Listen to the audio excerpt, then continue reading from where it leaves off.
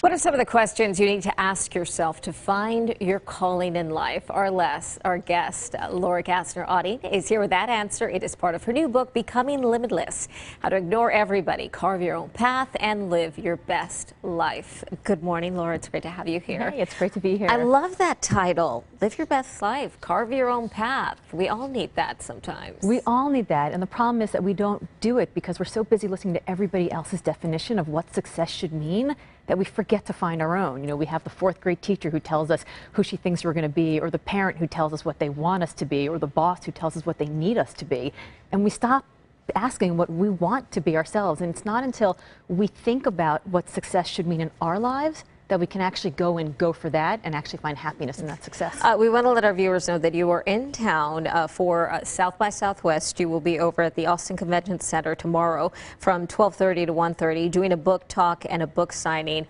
about this. Why did you choose to write this book? What led you to the inspiration?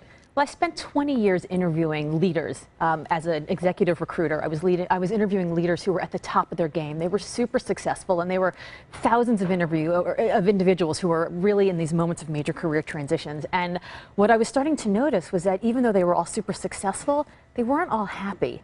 And I started thinking about my own life and whether or not I was happy. I had success on paper. It made a ton of sense, but I didn't feel called to what I was doing. I knew I was going through the motions, and I knew I was busy, but I wasn't creating impact. And so when I started to look at all of them and I started to look at myself, I started to see these trends. And what I realized was that I wasn't happy because I wasn't in consonance. I didn't have alignment. I didn't have flow between the what I was and the what I was doing and the who I was.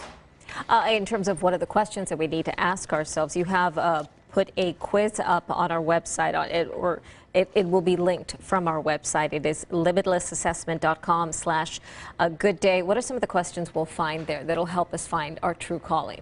So the first thing I ask people are things like, what would you do if you didn't have to worry about everybody else's opinion about what was success? When are you at your very best?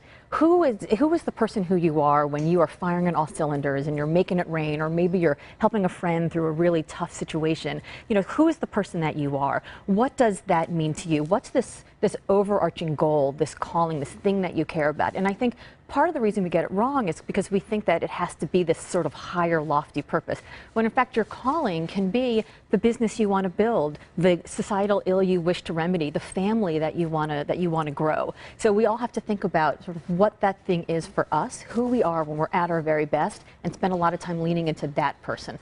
If we've reached a level of success on paper in our careers and we're finally where we can sustain a certain lifestyle, but yet we don't find ourselves maybe internally being that happy, wouldn't you say that it takes a lot of courage to take that step and maybe leave it all behind and pursue what would be your real calling? Absolutely. And I think, you know, money is one of the markers of success that we have. But, you know, for example, I'm a princess. I love to travel. I love to go to wonderful cosmopolitan fancy cities and stay in nice hotels. But my best friend loves to go on these crazy treks out into the middle of the jungle and eat bugs and stay in tents. And ugh, that would be terrible for me. So my marker of success may be earning more money, whereas her marker of success may be less money but more flexibility and more time off. So we all have different markers, but when we say it's got to be money, it's got to be the right car, it's got to be the right house, it's got to be the right spouse, well, okay, we'll be happy when we get to the top, but the top of what? And is that really the mountain you want to climb? So I encourage people to think about the difference between the want to make number and the need to make number. Right? The need to make number is what you need to pay your mortgage. Like, my bank won't take good karma in exchange for my mortgage, no matter how many times I ask. But what I want to make, you know, if I want to travel, do I want to stay at the Four Seasons or the Holiday Inn? Do I want to fly first class? Am I flying coach? Am I flying private, right? What are those numbers? And for everybody, that's going to be different. And at every age and at every life stage, it's going to be different. And the only person who gets to vote about what that means should be you.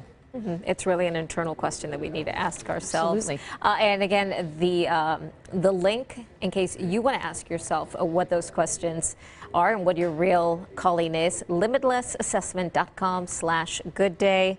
Laura will be at the Austin Convention Center coming up tomorrow from 12:30 to 1:30. It is so good talking to you. You too. Thank you for having me. Thank you, Laura. And we're going to be right back.